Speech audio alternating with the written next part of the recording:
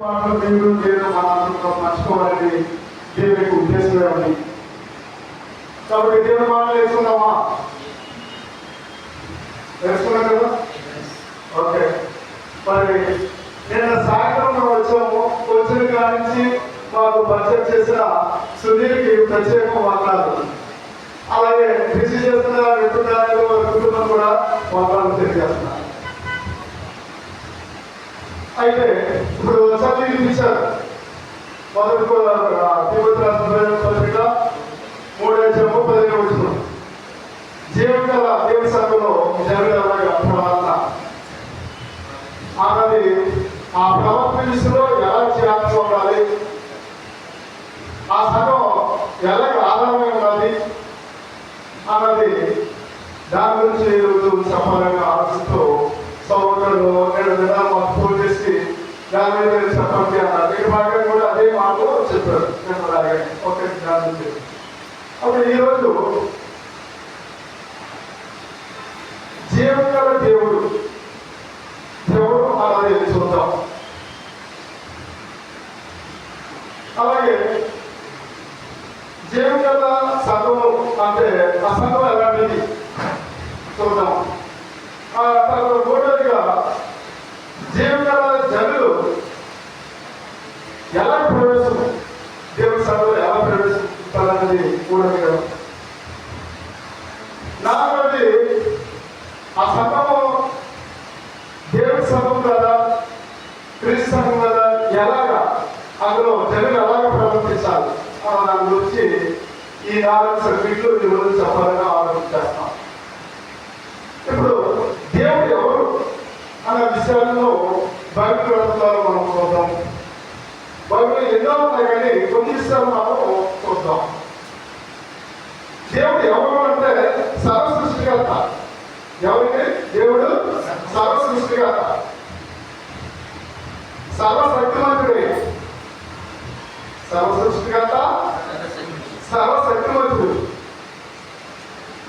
సృష్టికర్త అంటే ఏంటి అని ఒకసారి ఆలోచన చేస్తే, దేవుడు భూమి ఆకాశంలో సృష్టించుకుంటూ దేవుడు ఎలాగా చేస్తున్నాడు, ఆయన యొక్క ప్రణాళిక, ఆయన సంకల్పము, ఆయన ఉద్దేశం ఎలా ఉంది అని చూస్తే, దేవుడి ఉద్దేశంలో నువ్వు నేను అందరం ఉన్నాం. ఉన్న తర్వాత ఆయన ఎలా చేయాలి, మానవుని ఈ భూమి పెట్టాలంటే భూమి ఎలా చేయాలి, ఆకాశం ఎలా చేయాలి, సముద్రం ఎలా కాపాడుచేయాలి అని ఆయన ఆలోచన చేసి ఆర్టికల్ 1 ఆ సృష్టిని తెలియజేశాడు. ఆర్టికల్ 1 మొదటి దినాన్ని వెలుగు చెట్టుని వేసేసి ఆ ప్రకారం చెప్పాడు. 2వ దినాలు కూడా ఆకాశంలో పక్షులు కూడా చేసుకున్నట్టుగా ఆ 1 వచ్చినప్పుడు ఆ మాట్లాడబడుతుంది. 3వ దినాన్ని భూమిని గది చెత్తని కూడా చేసినట్టుగా అక్కడ కూడా 10-11 వచ్చినలో ఆ మాట కనబడుతుంది. 4వ దినాన్ని పెద్ద జ్యోతిని చిన్న జ్యోతి అని అనగా చంద్రుని సూర్యుని చేసినట్టుగా నక్షత్రాలను పనిచేసినట్టుగా 14-19 నుంచిలో ఆ మాట కనబడుతుంది. 5వ దినాన్ని పక్షులను చేపలను చేసినట్టుగా చూస్తుంది. 6వ దినాన్ని 24-30 రోజుల్లో పశువులను పురుగులను జంతువులను చేసి, అలాగే ఆయన స్వరూపంలో ఆయన పోలికలో నరుని చేయడము అనుకుని ఆయన పోలికలో ఆయన స్వరూపంలో ఒక మానవుని ఏర్పాటు చేశాడు మనిషి ద్వారా. ఇవన్నీ కూడా ఈ చేపలు కలుగుతారంటే, జంతువులు కలుగుతారంటే, ఆకాశ పక్షులు కలుగుతారంటే అన్ని కలిగే కానీ ఆయన చివరిగా ఏం చేశాడంటే ఆయన పోలికలో ఆయన స్వరూపంలో నేలబట్టి తీసి ఆయన పోలికలో మళ్ళీ చేశాడు. ఇవన్నీ నోటి ద్వారా కలిగి ఉన్నది. సర్వ సృష్టికి కరెక్ట్ కాబట్టి నోటి ద్వారా జరిగి ఉన్నది. జరిగిన తర్వాత ఆయన రూపంలో ఆయన స్వరూపంలో పనిచేయని మానవుడిని తయారు చేస్తున్నారు. ఈ మానవుడు తయారు చేసి ఏమంటే ఒక తోట ఏర్పాటు చేసి, ఏదో తోట ఏర్పాటు చేసి నువ్వు ఇక్కడ నివాసం చేయని ఏర్పాటు చేస్తున్నారు. అదేంటి దేవుని యొక్క సృష్టి కరెక్ట్ అంటే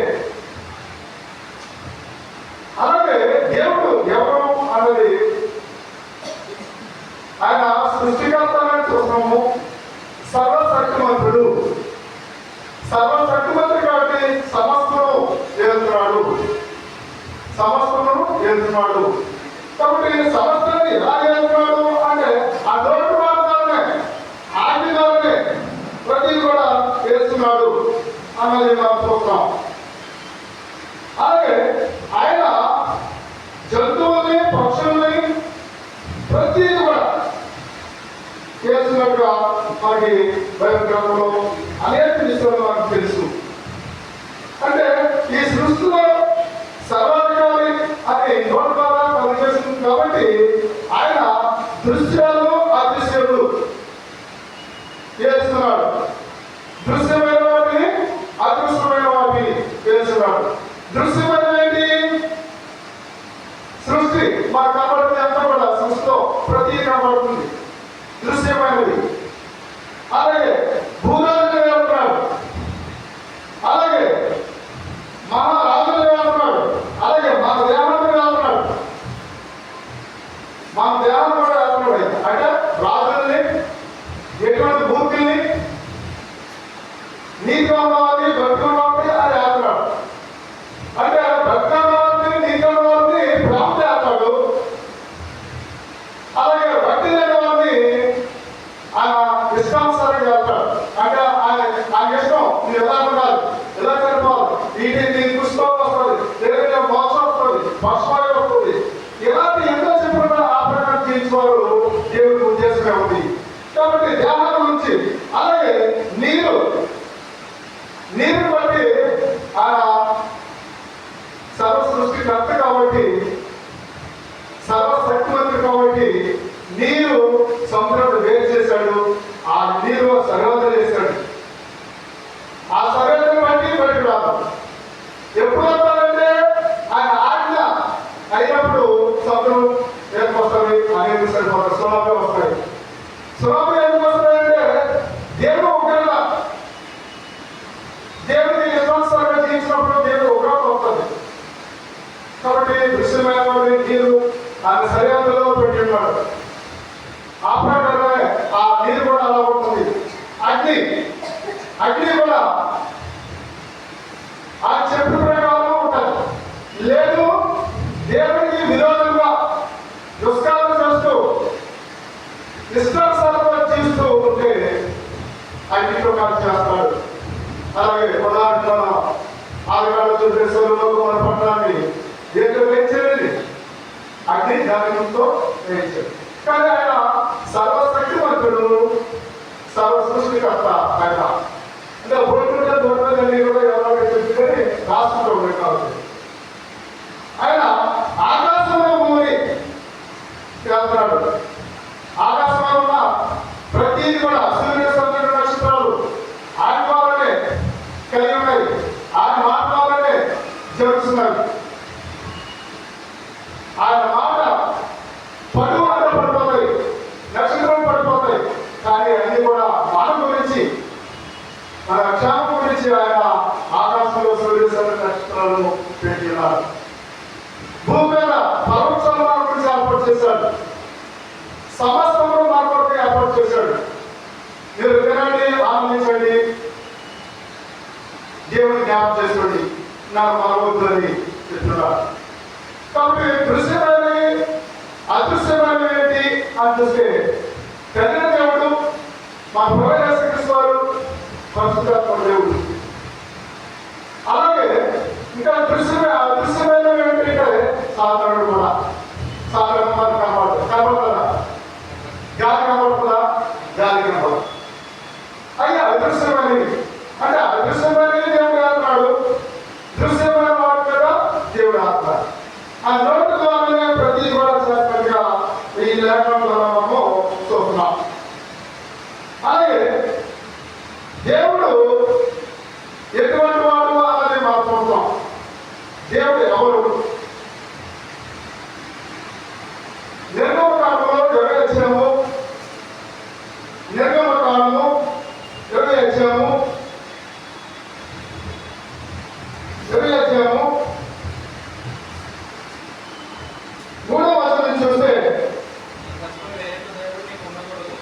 ఏంటంటే నేను తప్ప వేరే దేవుడు నీకు ఉండకూడదు.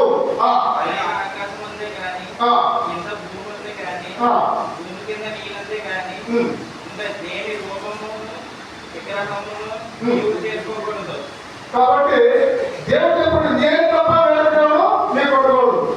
పై ఆకాశం అందే కానీ ఇటు భూమి అందే కానీ భూములు నేనే అందే కానీ ఇటు దేని రూపమైనను విగ్రహమైనను నీవు చేసుకోకూడదు. అంటే నేను తప్ప వేరొకడు మీకు ఉండకూడదు అని చెప్పి ఆకాశం అందే కానీ భూమి కింద కానీ భూమి కింద నేనే అందే కానీ దేని రూపంలో విగ్రహమైన చేసుకోకూడదు. మరి నేను తప్ప ఉండకూడదని మనం విగ్రహాలు చేస్తున్నామా లేదా? చాలా మంది చూస్తే అయ్యే మనం దాని గురించి అవసరం విగ్రహాలు చేస్తున్నాం, మన గురించి మనం ఆలోచన చేసుకుంటాం. ఏంటి విగ్రహాలు చేసుకుంటాము? దేవుడు తప్ప ఏది కూడా విగ్రహం చేసుకుంటే నీవు నా దాసుడు కాదు, నీవు నా కుమారుడు కాదు అని దేవుడు చెప్తున్నాడు. కాబట్టి విగ్రహాలు చేసుకున్నామా లేదా ఒకసారి ఆలోచించేయండి. దేని రూపం చేసుకోవద్దు, సాగిపడవద్దు, పూజించకూడదు. నేనే యెహోవాను, నేను తప్ప వేరొక దేవుడు ఉండకూడదు అని దేవుడే తెలియజేస్తున్నాడు. అయితే మనకు విగ్రహాలు చేసుకుంటాం ఎలాగంటే తిమోతి రాసిన పత్రికలో 1 తిమోతి 6:10 చెప్పిన మాట్లాడితే ధనాపేక్ష సమస్త కీడులకు మూలము అంటే ధనాన్ని అపేక్ష పెట్టుకుని విగ్రహం తయారు చేసుకున్నాము. విగ్రహం చేసుకున్నప్పటి ప్రభు తానే సరిపోతున్నట్టుగా చెప్పబడుతుంది. అంటే విగ్రహం ఏం చేసుకున్నారంటే ధనం మనకు ముఖ్యం, దేవుడు కాదు, దేవుడి ఆరాధన కాదు, దేవుడి సన్నిధి కాదు మనకు కావాల్సింది. ధనం ముఖ్యము అనుకున్నాము, దాని గురించి పరిగెడుతున్నాం. ఆరాధన కూడా మానేసుకున్నాము. దేవుడు మహానకుడు, సర్వోన్నతుడు, సర్వ సృష్టికర్తను మర్చిపోతున్నాము, దానిలోకి వెళ్తున్నాం. కాబట్టి మనం ఏది విగ్రహం చేసుకున్నాం? దాని విగ్రహం చేసుకున్నాం. కాబట్టి దాన్ని సాగిపడకూడదు, నమస్కారం చేయకూడదు అంటే పూజించకూడదు అంటే దాన్ని వేసుకుంటున్నాం, అపేక్ష కలుగుతున్నాం. దానికంటే ఉండదు, ఆశ వచ్చండి. ప్రతి ఒక్కరికి దాని ఆశ ఉంటుంది. ఆశాజీవి మనిషి, ఈ మనిషి నుంచి ఆశాజీవి కాబట్టి ధనం సంపాదించుకోవచ్చు. ఆరాధన నుంచి ఏది చేయకూడదు, దేవుని సన్నిధానం నుంచి ఏది చేయకూడదు. ఏది చేసినా విగ్రహాలనే. నేను తప్ప తీసుకోకూడదు, విగ్రహానికి పూజించకూడదు.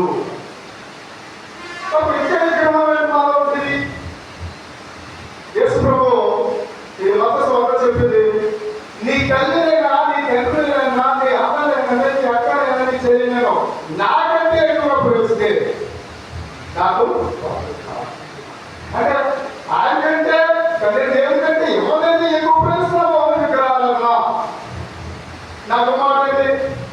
కాబట్టి ఆ కుమారుడు ఆస్తి నుంచి వచ్చాడండి, లేదంటే దుబాయ్ నుంచి వచ్చాడండి, లేదంటే హైదరాబాద్ నుంచి వచ్చాడండి, ఈ రోజు వచ్చాడు ఆరోగ్యం సాధించడానికి వచ్చాడండి, దేవాలయాలంటే ఆరోగ్యం అవ్వచ్చు అనుకుని రాలేదంటాం. అంటే మనం ఎవరిని ముఖ్యంగా చేసుకుంటే దేవుడిని చేసుకుంటాం. నీ కుమార్తెను చేసుకుంటామో పాపం అది కాదు. ఆయన కుమార్తెనైనా బంధువులైన స్నేహితులైనా ఆరాధన తీసుకురావాలి. అప్పుడే మనం నిజంగా దేవుడిని పూజించేవారు. కాబట్టి ఆ విధంగా కూడా ఒకవేళ విగ్రహాలను చేస్తున్నాము. కాబట్టి నేను తప్ప నెరవేర్చాను నీకు ఉండకూడదు, విగ్రహాలను నీవు చేసుకోకూడదు, వాటిని సాగిపడకూడదు, వాటిని పూజించకూడదు. అంటే దేవుని కంటే నీ భార్యను కూడా ఎక్కువ ప్రేమించద్దు, దేవుని కంటే నీ భర్తను ఎక్కువ ప్రేమించకూడదు. దేవుడు ముఖ్యము, దేవుడు తరపు ఏదైనా అని మన ఇప్పుడు వారు ప్రతి ఒక్కరు కూడా ఈ బయట ద్వారా విన్న వారు ప్రతి ఒక్కరు కూడా వినాలి, గ్రహించాలి అని చెప్పి ఇక్కడ 5వ ఏమంటాడు? యాదగా నీ దేవుడికి ఏమవుతుంది? నేను 2 చూడండి, రోషము గల దేవుడును. ఈ లోకంలో ఏదో అనుకున్న వాటికంటే కాదు, నేను రోషము గల దేవుడు. ఒకటి ఆయన ఆ విధంగా మనం ప్రేమించాలి. జీవించాలి, ఆయన ఆజ్ఞ పేర్కొనాలి, ఆయన చెప్పిన ప్రకారం చేస్తే దేవుడు ఎటువంటి వారు అన్నది మనం చూస్తున్నాం. అలాగే ఆయన సర్వశక్తిమంతుడు అంటే సమస్తము చేయగలవాడు సమర్థుడు అని. దానికి అర్థం ఏంటంటే సర్వశక్తిమంతుడు అంటే సమస్తము చేయగల సమర్థుడు, సమస్తమును చేయగల సమర్థుడు. ఎలా సమర్థుడు? ఏదైనా చేయగలడు. ఉన్నవాటిని లేవాటిని, లేవాటిగాను లేవాటిని ఉన్నవాటిగా చేయవాడు. అటువంటి దేవుడు మన దేవుడు అని చెప్పి ఆదికాండము 28:3 చూస్తే ఆయన ఎటువంటి వాడనే చెప్పాడు. ఆదికాండము 28:3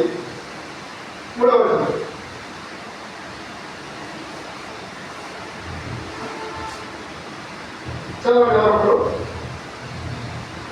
సర్వశక్తి గల దేవుడు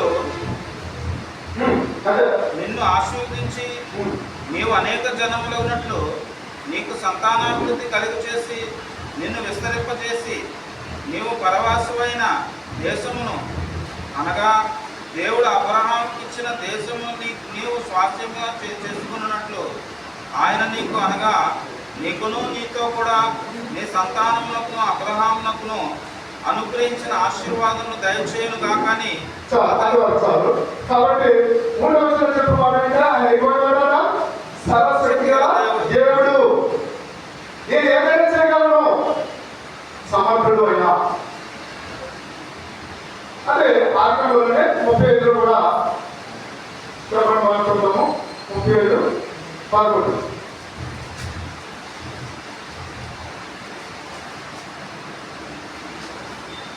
మరియు దేవుడు నేను సర్వశక్తి గల దేవుడను, నీవు ఫలించి అభివృద్ధి పొందము. చాలు. కాబట్టి ఏమిటంటే నేను ఎటువంటి వాడిని? సర్వశక్తి గల దేవుడను, నువ్వు ఫలించి అభివృద్ధి పొందము. అంటే నువ్వు ఫలించాలన్నా అభివృద్ధి పొందాలన్నా విస్తరించాలన్నా ఎవరి చేతిలో ఉంది? దేవుడి చేతిలో ఉంది. నీవు బాగుండాలన్నా, ఆరోగ్యంగా ఉండాలన్నా, పాడైపోవాలన్నా ఎవరి చేతిలో ఉంది? దేవుడి చేతిలో ఉంది. ఆయన ఎటువంటి వాడట? సర్వశక్తి గల దేవుడు. అలాగే ఆదికాండము 6:3 నిర్గమకాండం 6:3 నిర్గమకాండము 6:3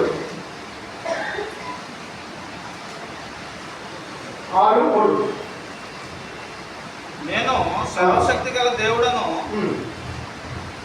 పేరును అబ్రహాము ఇస్సాకు యాకోబులో ప్రత్యక్షమైతిని కానీ యెహోవాను నా నామమును నేను వారికి తెలియబడలేదు. కాబట్టి ఇక్కడ మోషేకి తెలియజేస్తాడండి ఏమంటే నేను యెహోవాను సర్వశక్తి గల దేవుడను.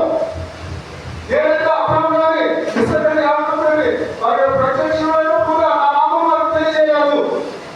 ఇది మీకు తెలియజేస్తాను అని చెప్పాడు. కాబట్టి ఆయన ఎటువంటి వాడు? సర్వశక్తి గల దేవుడు అంటాడు. అలాగే అబ్రహాముతో కూడా చెప్తున్నాడు. ఆదికాండము 17 మొదలు 1-2 వచనాలు. ఆదికాండము 17 అబ్రహాము 99 ఏండ్ల వాడినప్పుడు యెహోవా అతనికి ప్రత్యక్షమై నేను సర్వశక్తి గల దేవుడను, నా సన్నిధిలో నడుచుచు నిందారహితుడవైనము. కాబట్టి ఏమంటారట? ఆ సందర్భంలో నడుస్తూ నిందారహితంగా ఉంటుందని అబ్రహాము చెప్పాడు. ఆయన ఎటువంటి చెప్పాడు? నేను సర్వశక్తి గల దేవుడను, నేను సర్వశక్తి గల దేవుడు. నా సన్నిధానంలో ఉన్న వాళ్ళు కూడా అందరూ కూడా నిందారహితులు. ఏ పాపం చేయకుండా ఉండాలి, పరిశుద్ధంగా ఉండాలి, నిర్దోషంగా ఉండాలి అని అబ్రహాము ఇక్కడ తండ్రిన దేవుడు యెహోవా తెలుసు. అలాగా సర్వశక్తి గల దేవుడు అనేది ఆయన తెలియజేస్తాడు. అలాగే ఆయన మహోన్నతుడు. ఎటువంటి వాడు ఏంటంటే మహోన్నతుడు. మహోన్నతుడు ఏంటంటే ఆయనకంటే ఉన్నతుడు ఎవరు లేరు. ఆయనకంటే మరొకడు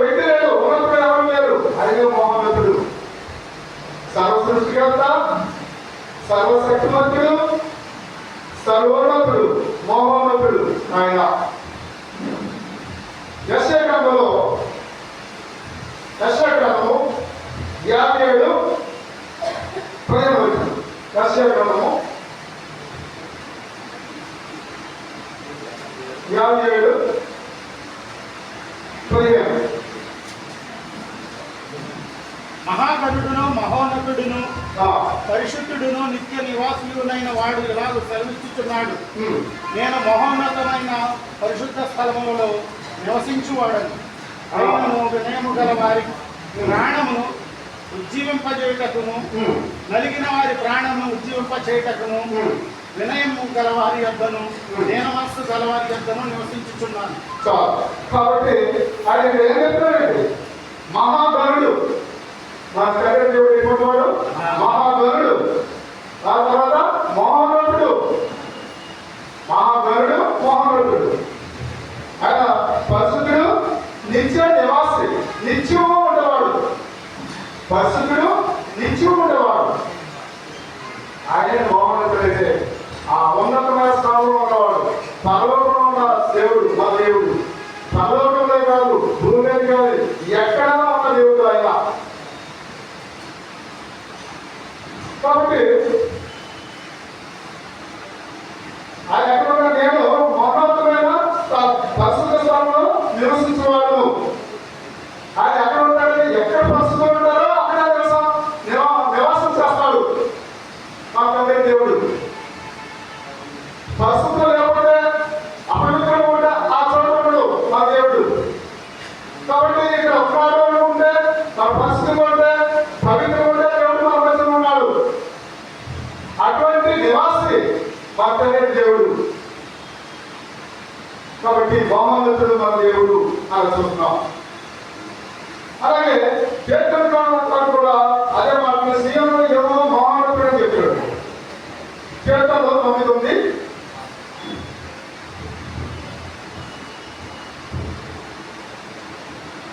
9:2.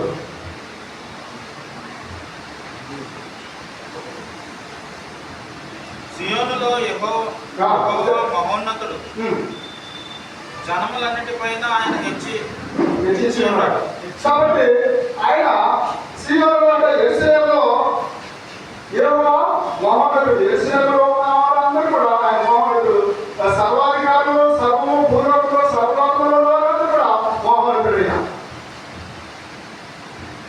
కాబట్టి అటువంటి మహోన్నతుడు మనం సేవిస్తున్నాము, పూజిస్తున్నాము. అలాగే మేఘకంలో కూడా ఇదే మాట చెప్పినాడు. 6:6 ఆయన ఏమంటాడంటే ఏమి తీసుకొని వచ్చి మహోన్నతుడైన దేవుని సన్నిధికి నమస్కారం చేయడం మాట్లాడాడు. ఏమి తీసుకొచ్చి మహోన్నతుడైన దేవుడికి ఆయన సన్నిధానికి నేను ఏమి తీసుకురాగలను, ఎలా నమస్కారం చేస్తాను అన్నది మేఘకంలో 6:6 ఆ మాట చెప్పాడు. కాబట్టి ఎలాగా మనం చూసుకుంటాం మహోన్నతుడు సర్వాధికారి అన్నది 91 కీర్తనలో కూడా ఆ మాట కనబడుతుంది. 1 91 మహోన్నతుని చోటున నివసించువాడే సర్వశక్తిని నీడని విశ్రమించువాడు. కాబట్టి ఎక్కడంటే మహోన్నతుని చోటున నివసించేవాడే సర్వశక్తిమంతుడి నీడను విశ్రమించేవాడు. మన విశ్రాంతి, శాంతి, నెమ్మది కావాలంటే మన తండ్రి దేవుడే తప్ప మనకి ఎక్కడ శాంతి నెమ్మది దొరకదు. ఆయన మహోన్నతుడు, ఆయన చోటే మనం ఉండాలి. మహోన్నతుడి చోటు ఉంటే ఏ అపాయం వచ్చినా, ఏ ఆటంకాలు వచ్చినా, ఏ కష్టాలు వచ్చినా, ఏ నష్టాలు వచ్చినా మాకు పర్లేదు. నాకు దేవుడు అండగా ఉన్నాడు, నాకు పండుగ ఉన్నాడు, నాకు ఆశ్రయకుడు, నాకు సహాయకుడు అనుకుంటే ఆ దగ్గరే మనకి శాంతి నెమ్మది దొరికే అవకాశం ఉంది. కాబట్టి మా దేవుడు ఏమంటాడు? మహోన్నతుడు. అలాగే 97:9 కీర్తనలో కూడా కీర్తనలో 97:9 ఏలయనగా యెహోవా భూలోకమంతటికి పైగా నీవు మహోన్నతుడివై ఉన్నావు. కాబట్టి ఏలయనగా యెహోవా ఎలాగా భూలోకమంతటి పైగా నీవు మహోన్నతుడివై ఉన్నావు. భూలోకంతటి మీద సర్వలోకమంతటి మీద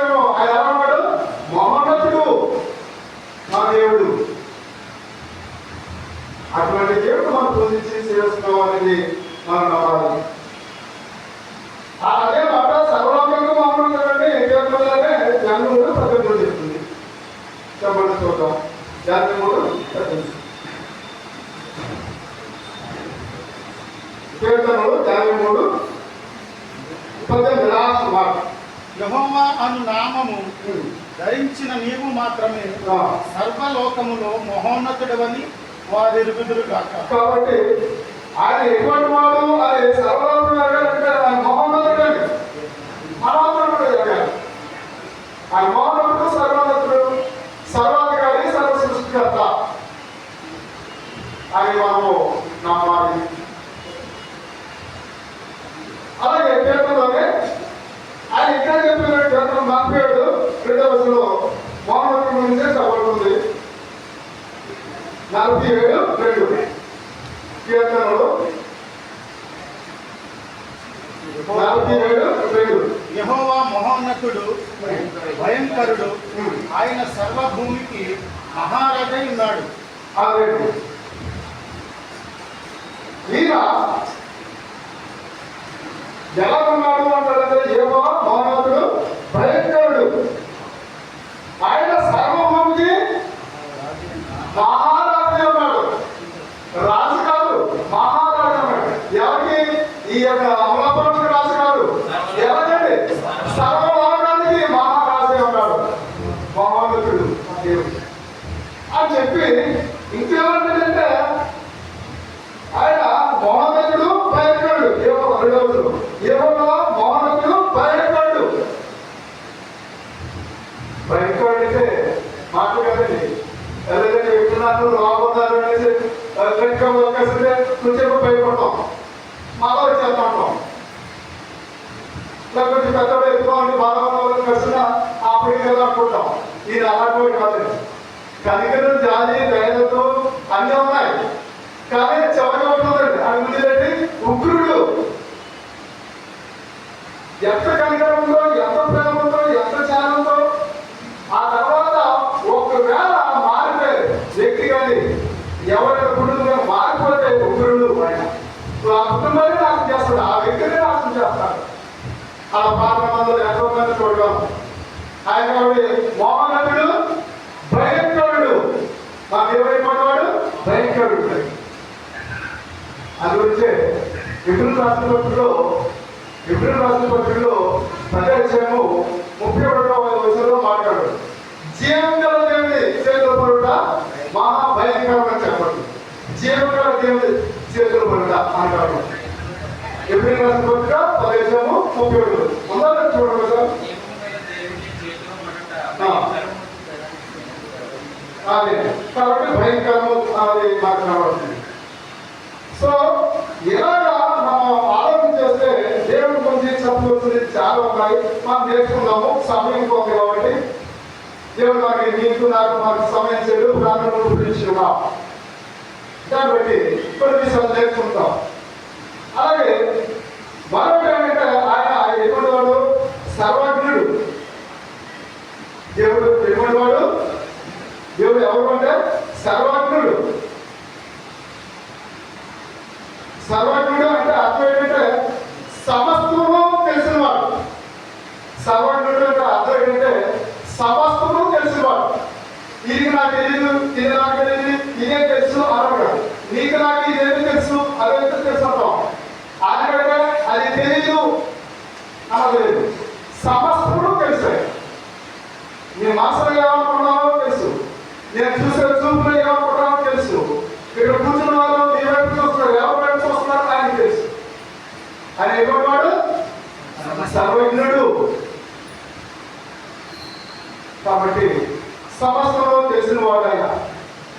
అందుగురించి కీర్తనకారుడు చెప్పిన మాట చూద్దాము. కీర్తనలో 139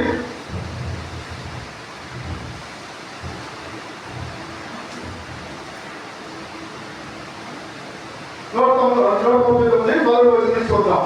యెహోవా నీవు నన్ను పరిశోధించి తెలుసుకుని ఉన్నావు. యెహోవా నీవు నన్ను పరిశోధించి తెలుసుకున్నావు. ఎవరు చెప్తున్నారు ఈ మాట? దావీదు మాట్లాడుతున్నాడు. ఎవరికి? దేవునికి ప్రార్థన చేస్తున్నాడు. ఏమని?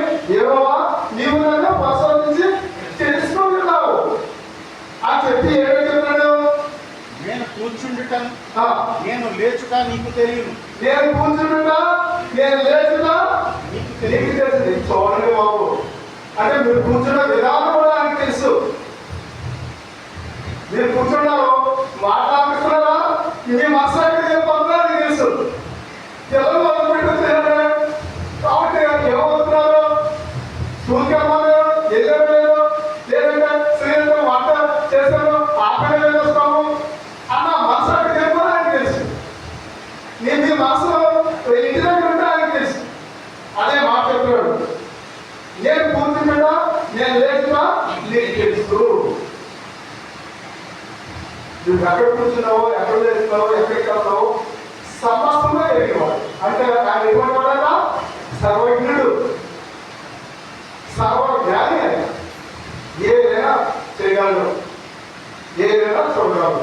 ఇంకా నాకు తలాపు పుట్టక మునిపే నీవు నా మనస్సు గ్రహించుచున్నావు. ఎలాగా? తలపు పుట్టకుంటే మనసులో అంటే తలపు పుట్టక వరకు ఎవరు తెలుస్తారండి? ఆ వ్యక్తి తెలుస్తారు. ఒకవేళ నీ బాధ తెలుస్తుంది. ఒకసారి నేను చెప్పాను ఇందాక, ఎవరి బయట కార్యాలయం చెప్పాను కదండి, అన్నప్పుడు ఎప్పుడైతే ఆమె ఆమె నీ వైపు చూడగానే లేసి ఎలా బాగున్నావు ఆమె తెలుస్తుంది. ఇంత ఎక్కడికి వెళ్తున్నావు ఇందాక చెప్పినప్పుడు జ్ఞాపకం. ఇప్పుడు దేవుడు కలగా నాకు తలపు పుట్టక నువ్వు నా మనసులో గ్రహించడం. దేవుడు అటువంటి దేవుడే మా దేవుడు. ఎక్కడ మాట్లాడుతున్నారు ఆ మాట కూడా దేవుడు ఆలోచిస్తున్నారు. ఏం మాట్లాడుతున్నారు బాబు? ఎవరు ఆమె ఎవరికైనా తీసుకుని మాట్లాడుకుంటారు. నీ గురించి చెప్తున్నావు. ఇక్కడ మాట నీ గురించి చెప్తుంది. ఏమని? నా తలపు పుట్టకూడదని నీవు నా మనసులో గ్రహిస్తున్నావు. నీ తలపులు వేరే ఉన్నాయి. అది ఎవరు గ్రహిస్తున్నారు? దేవుడు గ్రహిస్తున్నాడు. కాబట్టి ప్రతి ఒక్కరు కూడా జాగ్రత్తగా ఉంటున్నారు. దేవుడు సర్వోన్నతుడు, మహోన్నతుడు, సర్వసృష్టికర్త, సర్వశక్తిమంతుడు, తర్వాత సర్వజ్ఞుడు. దాని గురించి మర్చిపోతున్నాం. అలాగే మూడవది, నా నడకను నా పడకను నీవు పరిశీలన చేసి ఉన్నావు. కాబట్టి నా నడక నా పడక నీవు పరిశీలన చేస్తున్నావు. నా పడక మీద వెళ్ళినప్పుడు నువ్వు ఎలా ఉన్నావు, ఎలా పడుకున్నావు, ఎవరి గురించి ఆలోచిస్తున్నావు అన్నది దేవుడు తెలుసు. నీ నడక నడిచినప్పుడు వారి గురించి వస్తున్నావు, ఏ గురించి వస్తున్నావు, అటువైపు చూస్తున్నావు, జాగ్రత్తగా అవుతున్నావు. దేవుడికి పక్కన చెప్పాలంటే తెలుగుతున్నావు నాకు చేసే పదాలు దేవుడికి పక్కన చెప్తున్నావు. నీ నడక నీ పడక దేవుడికి తెలుసు. ఇది అలాగే ఉన్నాము. కాబట్టి ప్రియమైన సహోదరి సహోదరుల, మన మనసు మన నడక పడక నాకు తెలుసు అన్నాడు. నా శరీరాన్నింటినీ వాడుగా తెలుసుకునేవాడు. మన క్రియలు, మన ప్రవర్తన, మన మాటలు అన్నీ కూడా ఆయనకు తెలుసు.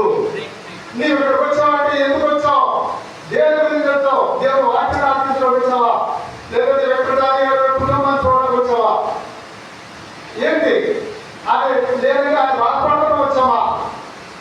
బాధపడితే నేను వాక్యాన్ని ఆలోచించవసరం లేదు, ఆయనతో మాట్లాడుతూ నేర్చుకోవచ్చు. దేవుడు మాట్లాడించి గ్రహించాలి. మన శరీరాన్ని కూడా ఆయన పరిశీలన చేస్తున్నాడు. మన దేవుడి సన్నిధానంలో ఉన్నామంటే నిద్ర పోకుండా దేవుడు మాట్లాడించాలి. నిద్ర వస్తుంది, త్యాగం కాబట్టి నిద్ర వస్తుంది. అలాగే నా మాట మనకి జారుపాటు ఉంటుంది కానీ దళితులు రంగి గారు వాకి చెప్పే అవసరం ఎందుకంటే ఆయన ఒకసారి గట్టిగా మాట్లాడతాడు. అమ్మో నా గురించి అంతవరకు కొంచెం భయపడతాడు. మా సత్యం కూడా అంటే ఎవరు నిద్రపోవాలి, ఎవరు నిద్రలో లేకపోతాడు. కాబట్టి నేను సాఫ్ట్గా చెప్తాను ఒకే రీతిలో ఆయన అలా చెప్పడం. ఒకసారి డౌన్ చెప్తారు, ఒకసారి అడిగేస్తూ ఉంటారు. కాబట్టి మన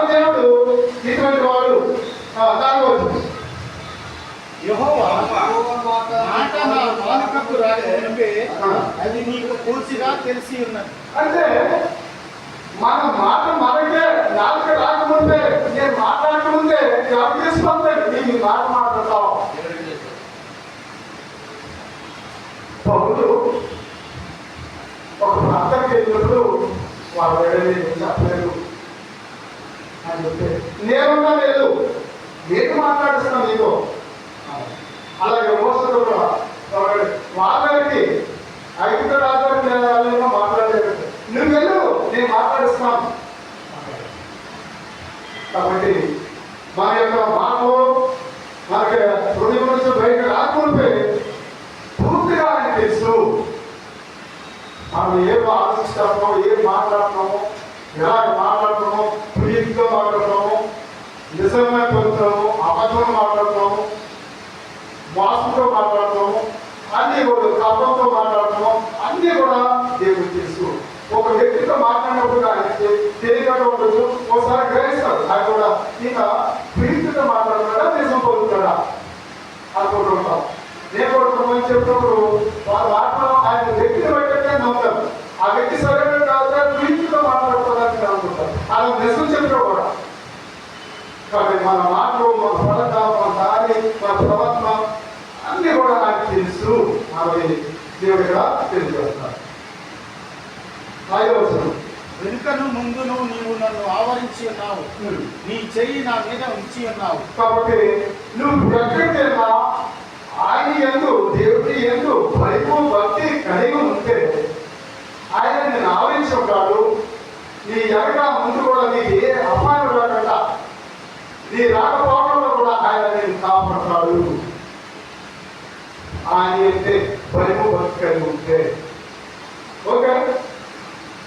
అది కాబట్టి ఆయన ఎటువంటి వాడని చూస్తున్నాము, సర్వజ్ఞుడు అంటే సమస్తము తెలిసిన వాడు. అలాగే వాడు సర్వాంతర్యామి, అంతటా ఉన్నవాడు. సర్వాంతర్యామి అంటే అంతటా ఉన్నవాడు, అంటే సర్వలోకాల్లో ఉన్నవాడు అన్నది చెప్పబడుతుంది. కీర్తనలోనే 139 కీర్తనలోనే 7వ నుంచి నీ ఆత్మ యొక్క నుండి నేను ఎక్కడికి పోదును, నీ సన్నిధి నుండి నేను ఎక్కడికి పారిపోదును. నేను ఆకాశమునకు ఎక్కినను నీవు అక్కడను ఉన్నావు, నేను పాతాళమందు పండుకొనినను నీవు అక్కడను ఉన్నావు. కాబట్టి నువ్వు నేను ఎక్కడికి పోయినా నువ్వు అక్కడ ఉంటావు. ఎక్కడికి పాతాళం వెళ్ళిపోయినా అక్కడ ఉంటావు, లేదా జలాల మధ్యలో వెళ్ళిపోయినా అక్కడ ఉంటావు, ఆకాశంలో వెళ్ళిపోయినా నువ్వు అక్కడ ఉంటావు. ఆయన లేని స్థానం ఎక్కడ, ఈ స్థలంలో లేడు, ఆ స్థలంలో లేడు అనుకున్నా లేదు, ఎక్కడైనా ఉంటాడు. సమస్తము చూస్తున్నాడు. కాబట్టి సమస్తము చూసేవాడు అనేది మనం చూస్తారు. ఇంకా అలా చూస్తే ఇంకా 12 వరకు కూడా ఆయన గురించి చెప్పండి. మనకి సమయం ఏర్పడుతుంది సెకండ్ క్లాస్ ఆయన కాబట్టి నేను ఇంకొక 10 నిమిషాలు తీసుకుందాము. అలాగే ఆయన నిత్యుడు, నిత్యుడు ఎలా నిత్యుడు కానీ దేవుడు ఎవరు నిత్యుడు అంటాడు. ఎలా నిత్యుడు అంటే ఎల్లప్పుడూ ఉన్నవాడు. నిత్యుడు అంటే ఎల్లప్పుడూ ఉన్నవాడు. ఎలా ఎల్లప్పుడూ ఉన్నవాడు అలా చూస్తే నిర్మలంలో 3:14 చూస్తే ఉన్నవాళ్ళు అనవాళ్ళుగా ఉన్నారు అని చెప్తున్నాడు. ఆ నిత్యుడు అంటే ఉన్నవాళ్ళు అనవాళ్ళుగా ఉన్నారు అంటే ఆయన నిత్యం ఉండేవాడు అని చెప్పాడు. యశ్వంతులు కూడా చెప్పండి మాత్రమే 44 చూస్తే ఇంకా గురించి చెప్తున్నాను. ఆయన నేను మొదటి వాడును నలుగు వాడు నేను తప్ప ఉండకూడదు. యశ్వంతులు 44 నిర్గమకాండం 3:14 అన్నమాట. ఉన్నవాడును అనవాడునే ఉన్నాను అని చెప్పు. విమర్శ అంటున్నాడు, ఏమని చెప్పాలి? ఐగుప్తు ఏం చెప్పాలి? ఈ పేరు ఏమని చెప్పాలంటే ఉన్నవాళ్ళు అనవాడునే ఉన్నాడని చెప్పు అని చెప్తారు. అలాగే యశ్వంతులు 44 చూస్తే అక్కడ ఏం చెప్తున్నాడంటే నేను మొదటి వాడును కనుక వాడు నేను తప్ప ఉండకూడదు. అంటే మొదటి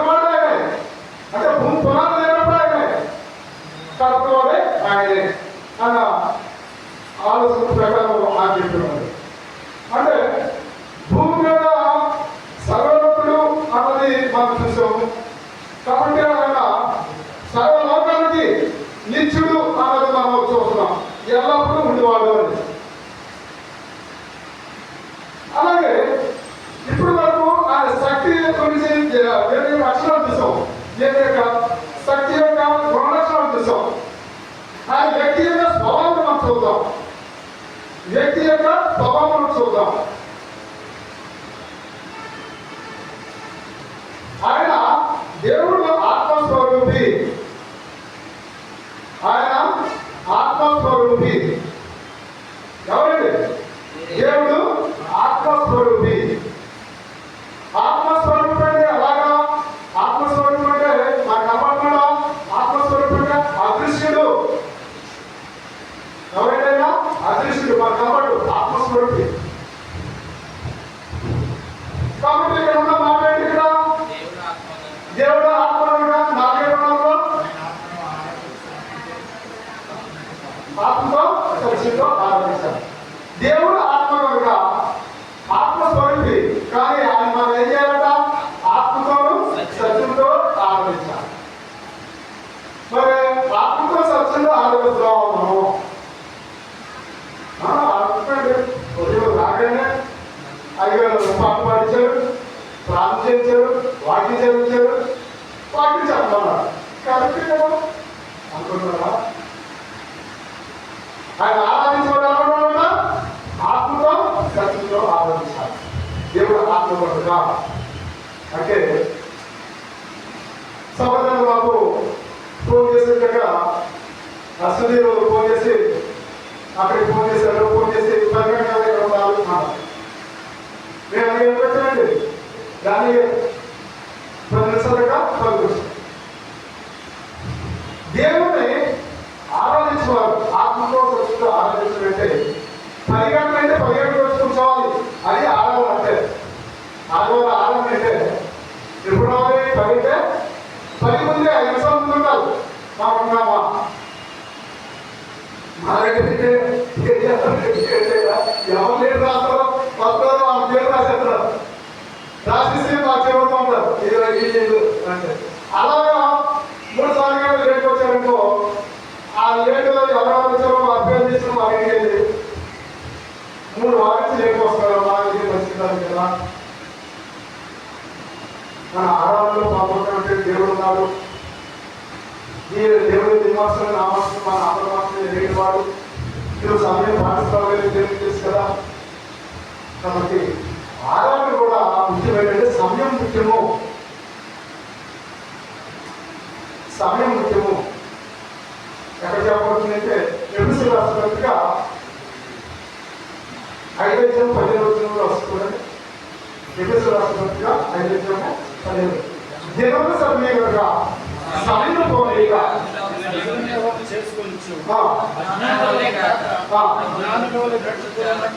అది జ్ఞానం అంటే మనం ఏం చేయాలంట? సమయం పాటించాలి. అజ్ఞానం కాదు. అజ్ఞానం అంటే సమయం పాటించరు. మరి జ్ఞానం అంటే మనం ఏం చేయాలా? సమయం పాటించాలి. అలాగే రెండు మాటలు ఆశిస్తుంది, అన్ని మాట్లాడుతుంది. కాబట్టి సమయం పాటించాలి. ఆయన ఆరాధించేవాడు అలాగా, దేవుడు ఆరాధించేవాడు ఆత్మలో సత్యంతో. అంటే సమయం కూడా పాటించాలి. తర్వాత పాటలు పాడతాం, పాట పాడడం పెద్దవాళ్ళు ఉంటాం. ఆత్మతో సత్యంతో ఆరాధించినట్టు దేవుని వచ్చిన మాట పదవి పాడడం పర్వాలు మనకి కంటస్ట్ వస్తుంది. ఆ పర్వాలో పాడుతూ ఉండాలి. అందులో 2వ సమయంలో ఏదో మాట్లాడతారు, అదే జ్ఞాపకం చేస్తారు, పాడుతూ ఉండాలి. ప్రతి ఇక్కడ నడిపించిన వారితో పాపం ఉండాలి. అది ఆత్మశక్తితో. అలాగే ప్రభు యొక్క శరీరం నుంచి రక్తం నుంచి తీసుకున్నప్పుడు నేను పాపనండి నేను తీసుకోను అనుకుంటే, పాపనండి నేను తీసుకోవడానికి పాపనే ఉండిపోతాం, పాపగా ఉండిపోతాం. మరి నువ్వు పాపం ఉంటే దేవుడు ఆగిస్తాడా? పాపం ద్వారా దేవుడు ఆగిస్తాడని యోగస్వరంలో చెప్పండి. కాబట్టి పాపగా ఉంటే దేవుడు నీ మొల ఆపించడు. కాబట్టి పాపగా లేకుండా తను తాను తగ్గించుకొని పరిస్థితులు చేసుకొని ప్రభు యొక్క శరీరాన్ని ఆయన రక్తానికి తీసుకొని తీసుకోవాలి. అది తీసుకుంటే అప్పుడప్పుడు ఒప్పుకుంటే దేవుడు శక్తివంతుడు, సమర్థుడు, నీతిగా దేవుడు, న్యాయవంతుడు నేను క్షమిస్తాడు, నిన్ను నన్ను కూడా. అదే కాబట్టి ఆయన ఆరాధించేవాడు ఆత్మతో సత్తుతో ఆరాధించేవాడు. అది కాబట్టి అది తీసుకున్నప్పుడు కూడా అజ్ఞానంలో కాకుండా జ్ఞానంలో ఆలోచించేసి తీసుకోవాలి. పరిశోధించి ఆ యొక్క పండుగ సరైనది ఆయన రక్తాన్ని మనం తీసుకోవాలి. ఏ తప్పు చేసిన తర్వాత తీసుకోవచ్చు, ఆకలి తీసుకున్నా ఒకరు తీసుకుంటారు, ఏమనుకుంటారు కాదు. అక్కడికక్కడ తీసుకున్నప్పుడు సరైన తీసుకున్నప్పుడు అక్కడికక్కడ ఓపుకొని తీసుకుంటే మనము నిల్చుంటే రాజులో పర్వకానికి వెళ్ళే భద్రతకి వెళ్ళే అవకాశం ఉంది. లేదంటే రేపు తినడం మాకేమవుతుందో తెలియదు, ఆరాధన ముగించడం వెళ్ళడం మాకేమవుతుందో తెలియదు. దేవుడు మనకు సమయాన్ని ఇస్తున్నాడు, ప్రాణంలో ఊపిరిస్తున్నాడు. దేవుని అయితే భయమో బతుకాలని మనం జీవించాలి. ఓకే, ఆత్మస్వరూపి అని చూసాం. ఆత్మస్వరూపాన్ని ఎలా తెలుస్తుంది అంటే అన్న ప్రార్థన చేస్తుంది. ఆయన దేవుడు ఆత్మస్వరూపాన్ని ఎరిగి అన్న ప్రార్థన చేస్తుంది. ఒకటి సమయంలో ఒకటి రోజుల్లో ప్రార్థన చేస్తుంది. కన్నీరు వేసి నువ్వు ఆత్మస్వరూపాన్ని మాకు తెలుసు అని ఆయన ప్రార్థన చేసినప్పుడు ఆయన ప్రార్థన అడిగించాడు. అమ్మ ప్రార్థన ఒకటి రోజుల్లో అక్కడి నుంచి ఆయన ఆత్మస్వరూపంగా ఆలోచన చేసి ప్రార్థన చేసిన 10 రోజులు రాగానే కన్నీరు గురించి ప్రార్థన చేస్తే దేవుడు ఆత్మస్వరూపమైన దేవుడు ఆత్మస్వరూపంలో ఆయన ప్రార్థన ఆమె ప్రార్థన అడిగించాడు. ఆత్మస్వరూపంగా అక్కడ ఉంటాడు, పర్వతం ఉంటాడు కదా, నీ దగ్గర ఉంటాడు, నా దగ్గర ఉంటాడు. ఆత్మస్వరూపం అక్కడ ఇక్కడ ఎక్కడైనా ఉంటాడు ఆత్మస్వరూపం. కాబట్టి అన్న ప్రార్థన చేసినప్పుడు నాకు కుమారు కావాలని ప్రార్థన చేస్తే ఆయన కుమారించాడు అన్న ప్రార్థన. కాబట్టి మా దేవుడు ఆత్మస్వరూపి, అలాగే మా దేవుడు పరిశుద్ధుడు. చెప్పాలి పక్కన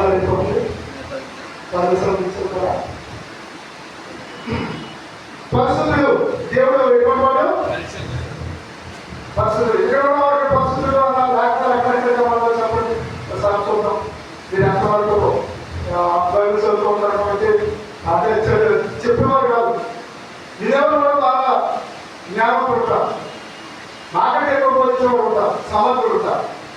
పరిశుద్ధులు అన్న మాట ఎక్కడెక్కడ కనబడుతుంది, లేవికాండ కనబడుతుంది, 1 పేతురు రాసిన పత్రికలో 1వ అధ్యాయంలో కనబడుతుంది. 11:44 దేవుడైంది ఇంకా 19.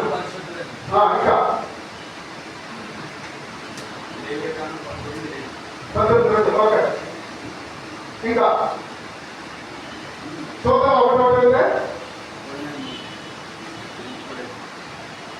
చూద్దాం. కానీ మన సభ్యులు లేదు కాబట్టి మీకు ఒకవేళ రాసుకుంటే రాసుకోండి. 1 పేతురు 1:14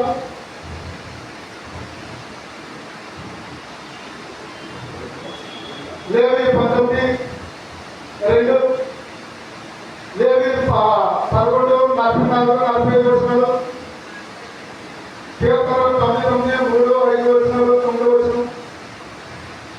ఇలాగా ఇంకా చాలా ఉన్నాయి, కొన్ని సంగతి చెప్తారు. ఓకే, అది రాసుకోండి. కాబట్టి మన దేవుడు ఆ ఒక్క వాక్యం తీసుకున్నాము.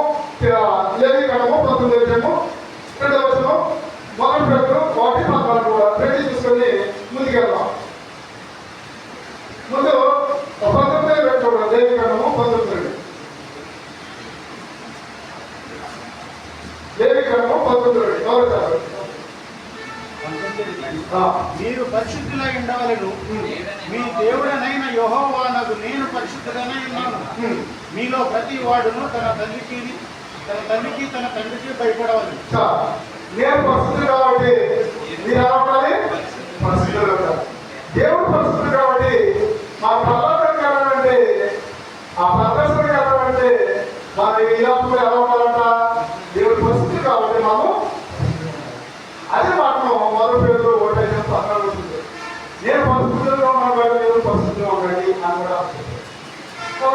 లేవికడము 13వ అధ్యాయంలో కూడా చెప్పిన మాట ఏంటంటే మీరు అపవిత్రంగా ఉండకూడదు, పవిత్రంగా ఉండాలి అనేది. ఆ లేవికడు 11వ అధ్యాయం అంతా దాని గురించి అపవిత్రులు ఎవరు, పవిత్రులు ఎవరు దాని గురించి ఆ అధ్యాయం అంతా చెప్పారు.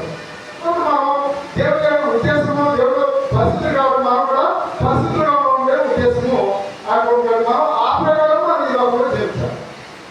అలాగే దేవుడు ప్రేమస్వరూపి. దేవుడు ఎటువంటి ప్రేమస్వరూపి అంటే ప్రేమస్వరూపి అంటే ప్రేమ కలిగిన వాడు. ప్రేమస్వరూపి అంటే ప్రేమ కలిగిన వాడు దేవుడు. ప్రేమస్వరూపి అంటే ప్రేమ కలిగిన వాడు. ఎలా ప్రేమిస్తాడు అని చూస్తే ఆయనకి లోబడి వినయండి, విజేతమండి ఆయన ప్రారంభం చేస్తే ఆయన మాట్లాడితే ఆయన ఆలోచిస్తాడు. ప్రేమస్వరూపం అంటే కనికరం, జాలి గల, భయంతో అన్నీ ఉంటారు. నా కుమారులు, నా జనులు నాకు మాట్లాడుతున్నారు, నేను ఆడుకోవాలి. అటువంటి సమర్థుడు ప్రేమస్వరూపం అంటే.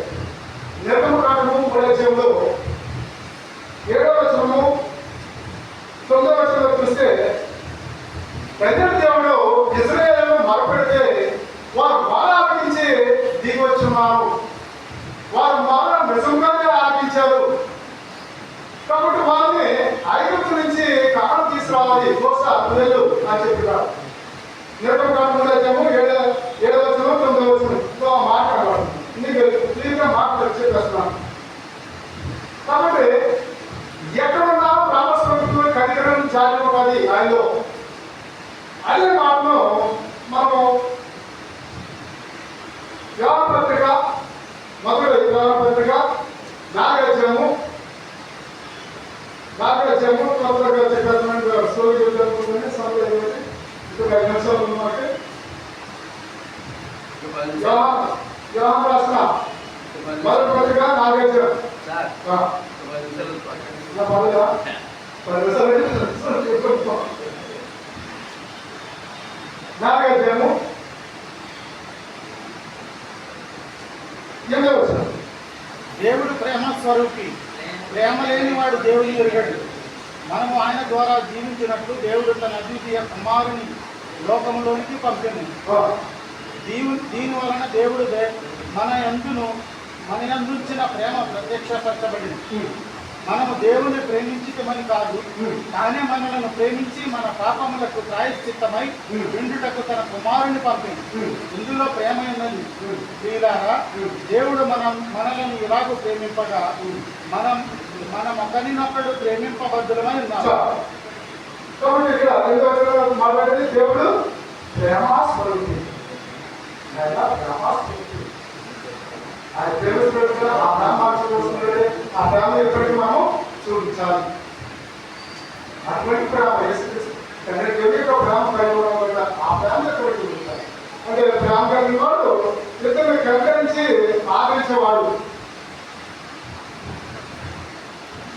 అలాగే ప్రేమ స్వరూపులు అంటే ఆయన 2 రాజులు 23 చూస్తే 2 రాజులు 23 ఇసుకే గురించి చెప్పబడింది. ఆయన కన్నీరు విడిచి ప్రార్థన చేసేదండి ఇసుకే. అప్పుడు దేవుడు ప్రేమించి ఆయన కనికరించి దేవుడు కనికరించి నేను ఏమన్నాడంటే, నేను నీ ఎదుట యథార్థంగా జీవించాను, నన్ను ఒకసారి నువ్వు జ్ఞాపకం చేసుకో అని కన్నీరు విడిచి ప్రార్థన చేశాడు. ఎందుకు ప్రార్థన? నువ్వు చనిపోతావు. యెషయా వచ్చి ప్రార్థన వచ్చి చెప్తున్నాడు,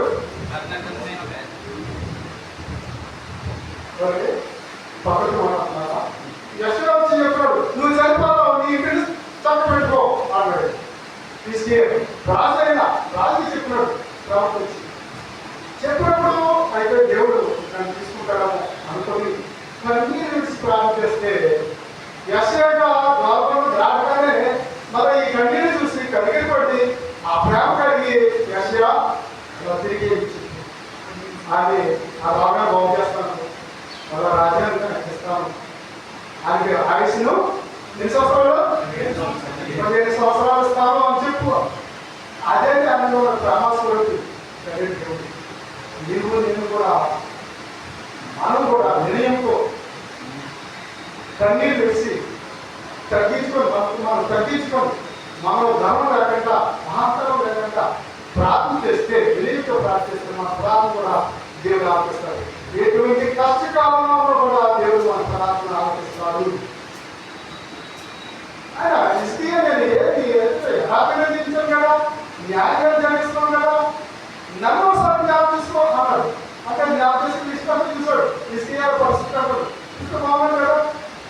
ఓకే, ఆయన అడిగే కదా ఇష్టాన్ని వల్ల ఏం చేశాడంటే 10 సంవత్సరాలు ఆశించాడు. కాబట్టి ఆయన ప్రేమ స్వరూపి. అలాగే న్యాయవంతుడు. ఆయన న్యాయవంతుడు. న్యాయవంతుడు అంటే అన్యాయం చేయబడు కాదు. దానికి అర్థం ఏంటంటే న్యాయవంతుడు అంటే అన్యాయం చేయబడు కాదు. దేవుడు న్యాయవంతుడు అంటే పక్షపాతి కాదు. ఆయన చేపడి ఉన్నట్టుగా తీర్చే దేవుడు న్యాయపతి. అది కీర్తనలో 9:4 ఆయన అక్కడ చెప్పాడు. నీవు న్యాయం ప్రేమించుకోవడం అనేది అక్కడ చెప్పాడు. యథార్థతను బట్టి నీవు న్యాయమును ప్రేమించు రాజును స్థిరపరిచి ఉన్నావు. యాకోబు సంతతి మధ్య నీవు నీతిని న్యాయములను జరిగించి ఉన్నావు. కాబట్టి ఆయన ఏం జరిగిస్తాడు? న్యాయం జరిగించేవాడు, నీతిని అనుసరించి న్యాయం జరిగించేవాడు. ఆ దేవుడు పక్షపాతి కాడు. నా పక్షపాతి కాబట్టి నా పిల్లలు తీసుకున్నాడు, లేదంటే నా భార్య తీసుకున్నాడు, నా భర్తను తీసుకున్నాడు అనుకోని దేవుడు పక్షపాతి అనుకుంటాడు. దేవుడు పక్షపాతి కాదు. దానివల్ల ఏదో ఉంది, ఎక్కడ మేలు ఏదో ఉంది, దానివల్ల ఏదో నష్టం ఉందేమో అని మనం ఆలోచించేది. కానీ దేవుడు న్యాయవంతుడు. దేవుడు న్యాయవంతుడు. అన్యాయం చేయవాడు. దానికి అర్థమైన న్యాయవంతుడు అయితే అన్యాయం చేయవాడు కాదు. అలాగే దేవుడు సత్యవంతుడు. దేవుడు ఏమంటాడు? సత్యవంతుడు. సత్యవంతుడు అంటే అబద్ధం ఆడకుండా ఉండాలని చూసే దేవుడు మన దేవుడు. ఎవరైనా అబద్ధం ఆడితే వాళ్ళని ఎలాగా మంచి దారి తీసుకురావాలని చూసే దేవుడు మన దేవుడు. రోమిలకు రాసిన పత్రిక 3:4. రోమిలకు రాసిన పత్రిక 3:4.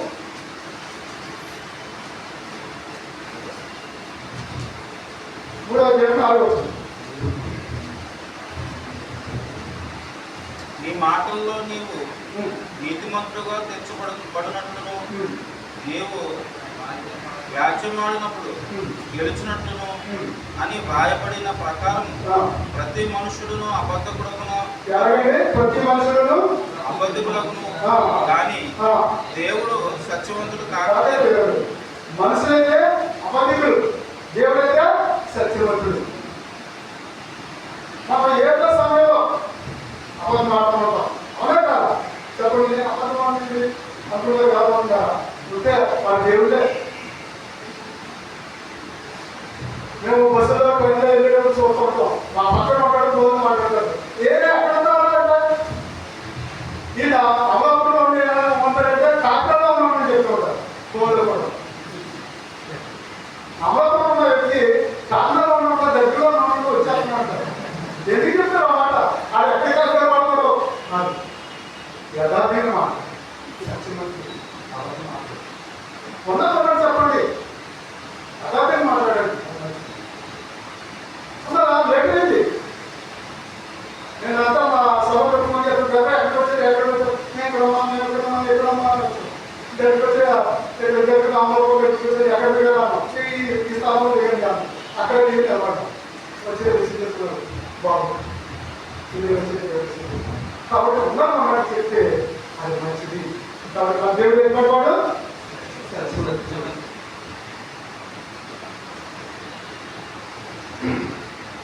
అలాగే యథార్థవంతుడు. మా దేవుడు ఏర్పడవాడు సత్యవంతుడు, యథార్థవంతుడు.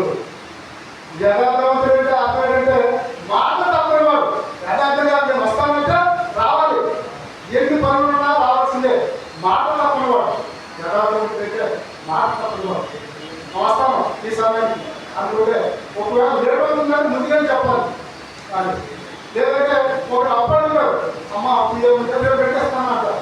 ఏది అంటారు, మా ఆయన రాలేదు, డబ్బులు ఇంట్లో ఉంటాయి, డబ్బులు ఉంటాయి కానీ అంటే మా ఆయన లేదండి అంటారు. ఇస్తాను కదా మరి మా ఆయన ఉండడం ఆయన ఇంట్లో పెట్టి ఈ వచ్చిపోయి చెప్తాం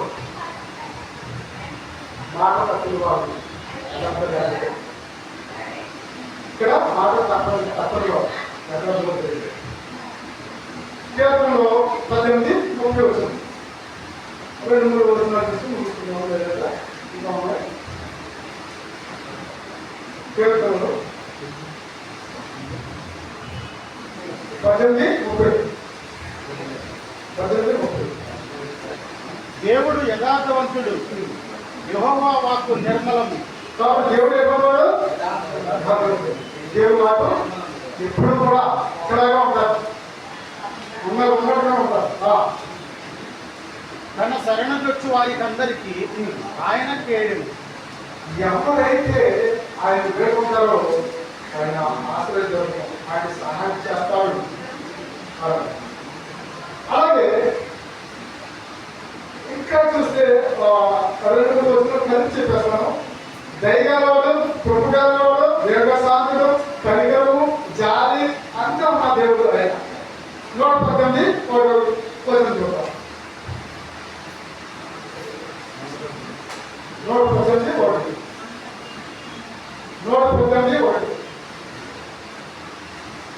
యెహోవా దయాళుడు, ఆయన కృప నిరంతరము నిలుచును, ఆయనకు కృతజ్ఞతాస్తుతులు చెల్లించు. కాబట్టి ఆయన దయాళుడు, ఆయన ఎప్పుడు కూడా కృతజ్ఞతాస్తుతులు చెల్లించాలి. అలాగే 103 కీర్తనలో కూడా 8వ వచనంలో చూస్తే 103 యెహోవా దయా దాక్షిణ్య పూర్ణుడు, దీర్ఘశాంతుడు, కృపా సమృద్ధి గలవాడు. ఆయన ఎల్లప్పుడూ వ్యాజ్యమాడువాడు కాడు, ఆయన నిత్యము కోపించువాడు కాడు. మన పాపములను బట్టి మనకు ప్రతీకారం చేయలేదు, మన దోషములను బట్టి మనకు ప్రతిఫలం ఇయ్యలేదు. భూమి కంటే ఆకాశము ఎంత ఉన్నతముగా ఉన్నదో ఆయన ఇందు భయభక్తులు గలవారి ఎడల ఆయన కృప అంత అధికముగా ఉన్నది. ఆయన ఎందుకు భయము భక్తి గలవారి ఎడల ఆయన కృప అంత అధికముగా ఉంది.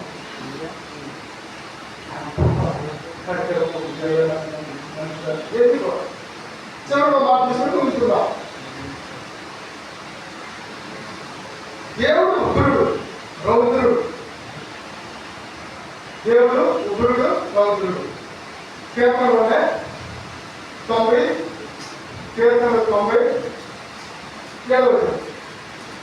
నీ కోపం వలన మేము క్షీణించుచున్నాము, నీ ఉగ్రతను బట్టి దిగులు పడుచున్నాము. మా దోషములను నీవు నీ ఎదుట నుంచుకొని ఉన్నావు, నీ ముఖకాంతిలో మా రహస్య పాపములు కనబడుచున్నవి. నీ ఉగ్రతను భరించుచునే మా దినముల నీవు గడిపితివి. కాబట్టి దేవుడు అలాగే దేవుడు ఎందుకు ఉగ్రత చూపిస్తాడు అలాగే ఆ వచనం కూడా చూసుకొని చూస్తున్నాము. రోమికి రాసిన పత్రిక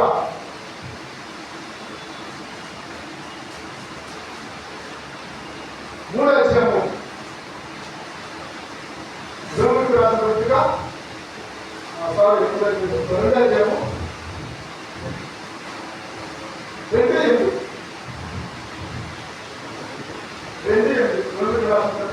అయితే భేదమును పుట్టించి సత్యమునకు లోబడక దుర్నీతికి లోబడి వారి మీదికి దేవుని ఉగ్రతయు రౌద్రమును వచ్చును. దుష్కార్యము చేయు ప్రతి మనిషిని ఆత్మకు మొదట యూదునికి గ్రీసు దేశస్తునికి కూడా శ్రమయు వేదనయు కలిగి. ఎవరు ఉగ్రత వస్తుందని చెప్పారు ఇక్కడ? దుర్నీతి. ఎవరు? దుర్నీతి. దుర్నీతిలో ఉన్నవారికి ఒకవేళ దుర్నీతి మీద తొలగిపడి దేవుని బైబిల్ భక్తిగా ఉంటే నీతి మంత్రిగా తెలుసుకుంటారు. కానీ దుర్నీతి మాత్రం కదా దేవుని యొక్క ఉగ్రత రౌద్రం వచ్చును అని చెప్పండి. కాబట్టి మనము నీతిని, దేవుని యొక్క ప్రేమను, దేవుని యొక్క కనికరమును, దేవుని యొక్క బైబిల్ భక్తిగా వాళ్ళు తెలిస్తే ఆ ఉగ్రత నుంచి తప్పిపడి దేవుని కుమారుగా ఉంటాం.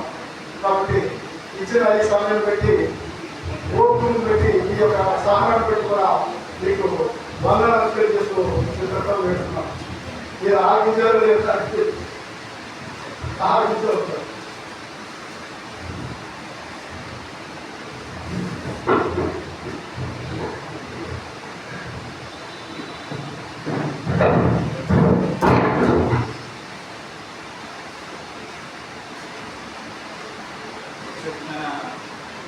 సహోదరులకి దైవజనులకి ప్రత్యేకమైన ఉండాలండి. దేవుడు ఎవరు అనే సంగతిని చాలా స్పష్టంగా అనేక దేవుని యొక్క లక్షణాలను జ్ఞాపకం చేస్తూ ఆయన నామాన్ని మరొకసారి మహిమపరిచి జ్ఞాపకపరిచిన సహోదరులకు వందనాలు. చక్కటి వాక్యాలు మనందరికి అందించారు. మరి దేవుని శక్తిని మనం తెలుసుకుంటున్నాం కానీ సాతాను శక్తి ఏంటో మనం తెలుసుకోలేకపోతున్నాం. కానీ మనం ఎప్పుడు దేవుని శక్తిని గురించి తెలియజేస్తున్నాం. కానీ సాతాను శక్తి ఎలాంటిదంటే మనం నిద్రపోతుంది. కానీ మరి సాతాను శక్తిని జయించాలంటే మనం టీ బ్రేక్ తీసుకోవాలి. దయచేసి ఒక 10 నిమిషాలు మనం టీ బ్రేక్ తీసుకుందాం. మరొకసారి దైవజనులకు నా ప్రత్యేకమైన వందనాలు తెలియజేస్తూ మరి వైజాగ్ స్టీల్ సిటీ క్రీస్తు సంఘాన్ని బట్టి నేను ఒక సంగతి రంగయ్య గారికి జోసఫ్ గారికి తెలియజేయాలనుకుంటున్నానండి. మేము ఒక సందర్భంలో అక్కడికి వెళ్ళి ఆరాధన ఆదివారం ఆరాధన పాల్గొన్నాం వైజాగ్ స్టీల్ సిటీలో. మా కుటుంబం అంతా కూడా అంటే మా కుటుంబంలో 3 ఫ్యామిలీలు. ఆ సమయంలో ఆ ఆరాధన అంతా చూసి నా కుమారుడు అబ్బాయి సర్వీస్ చేస్తున్నాడు కదా, ఒకరు చెప్తున్నాడు అనమాట. ఒకరు నేర్చుకున్నాడంటే వైజాగ్ స్టీల్ సిటీ క్రిస్తాన్ని చూసి ఒక సంగతి నేను నేర్చుకున్నాను అన్నాడు. అదేంటంటే క్రమశిక్షణ అంట. నిజమే, వైజాగ్ స్టీల్ సిటీ క్రీస్తు సంఘము క్రమశిక్షణతో ఆరాధన జరిగింది. అంటే ఏ సమయంలో ప్రార్థన కూడా సమయం, అంటే ఎప్పుడు ప్రార్థన, ఎప్పుడు ఎంత సమయం కీర్తనలు, ఎంత సమయం వాక్య పరిచర్య అనేది స్టెప్ బై స్టెప్ చాలా చక్కగా జరిగింది అని ఆ క్రమశిక్షణ నేర్చుకున్నాడు. చాలా సంతోషమైంది. ఆ విధంగా మళ్ళా వచ్చి ఆ ప్రాంతీయ సలహాలు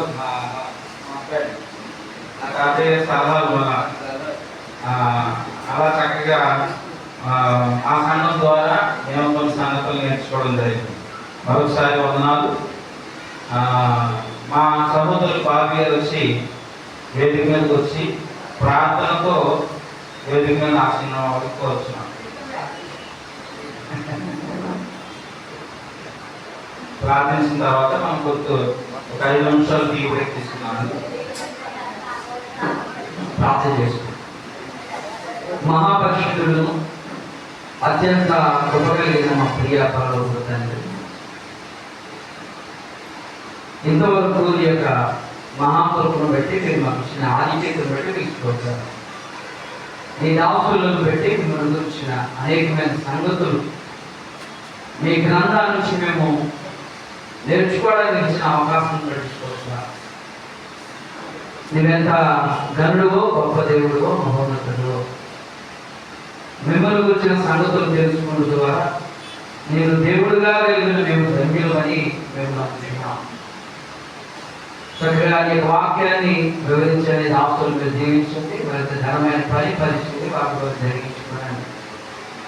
వినిన వాక్యాలు మా అందరి వినికిడిలో ఫలపడుతుందా ఆశీర్వాదకరంగా మీరు ఉంచగలుగుతారని మేము నమ్ముతున్నాం. ఇంకా తదుపరి జరగబోయే క్లాసుల్లో కూడా మీ గ్రంథాల నుంచి అనేకమైన సంగతులు మేము వినగలుగుతూ సహాయం చేసి ప్రయాసంతో మరి కార్యక్రమాలు నిర్వహిస్తున్న స్థానిక గ్రేస్ లాంటి క్రీస్తు సంఘాన్ని జీవించండి. నీ కృపచేత భద్రపరచండి. మరి నీ ఘనమైన కార్యాలను నిర్వహించగలుగుతూ కృపను దయచేయండి. ఈ మంచి సమయాన్ని బట్టి మీరు స్తుతులు తెలియజేసుకుంటూ మరి బ్రేక్ అనంతరం మరి కొన్ని సంగతులు మీ దాసుల ద్వారా మీరు నేర్చుకోవడానికి అవకాశం కల్పించిందని ప్రభువైన క్రీస్తు నామములో ప్రార్థించి వేడుకొనుచున్నాము తండ్రి. ఆమేన్.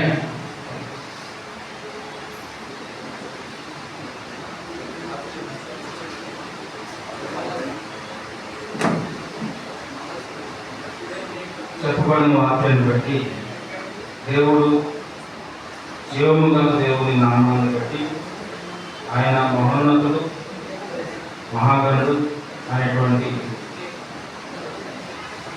పేర్లు మనం పరిశుద్ధ గ్రంథంలో చూడగలిగినాం. అందుని బట్టే ఒక చిన్న కీర్తన ఈ బ్రేక్ సమయంలో. మహాగణుడా మహోన్నత నీ నామము ఎంతో ప్రియము మా యేసయ్యా, మా మంచి దేవా, నీ నామము కొనియాడెదము మహాగణుడా. ఎన్నెన్నో మార్లు చంచలుడానై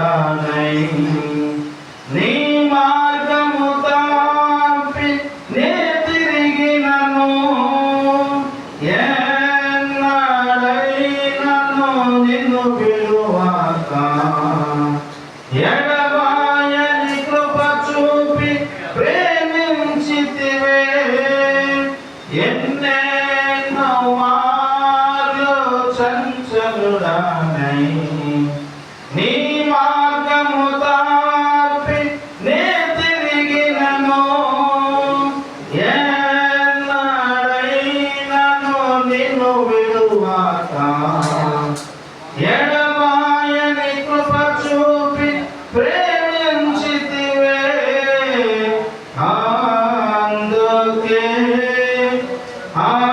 అందుకే నీ ప్రేమను తలపోసి కీర్తించెదను.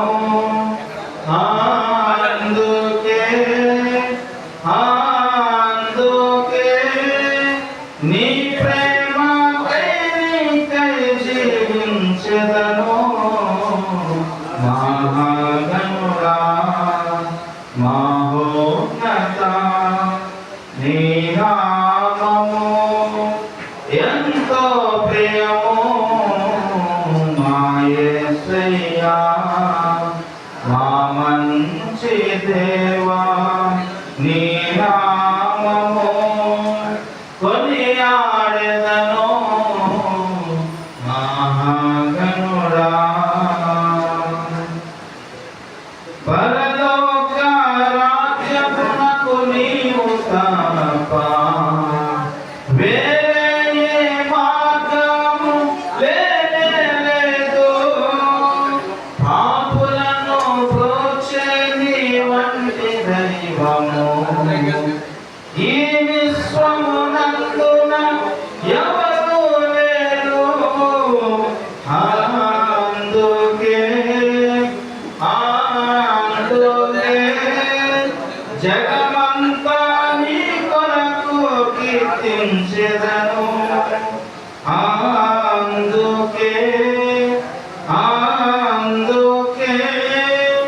జగమంతా నిన్ను గూర్చి ప్రకటించెదను మహాగణుడా మహోన్నత నీ నామము ఎంతో ప్రియము మా యేసయ్యా, మా మంచి దేవా, నీ నామము కొనియాడెదను మహాగణుడా. మహోన్నతుడైనటువంటి దేవుడు, మహాగణుడైనటువంటి దేవుడు, అత్యున్నతమైనటువంటి సింహాసనం కలిగినటువంటి పరలోకమందున్నటువంటి దేవుడు, ఆయన చూసి చాలా చక్కగా మనం తెలుసుకున్నాం. అలాగే విజయ్ కుమార్ గారు నడిపిస్తారు. సమయానికి వృధా చేయకుండా కొద్ది సమయం మరి దేవుని యొక్క నామమును కనపరిచేటువంటి ప్రయత్నము సహోదరు విజయ్ కుమార్ గారు ఈలోగా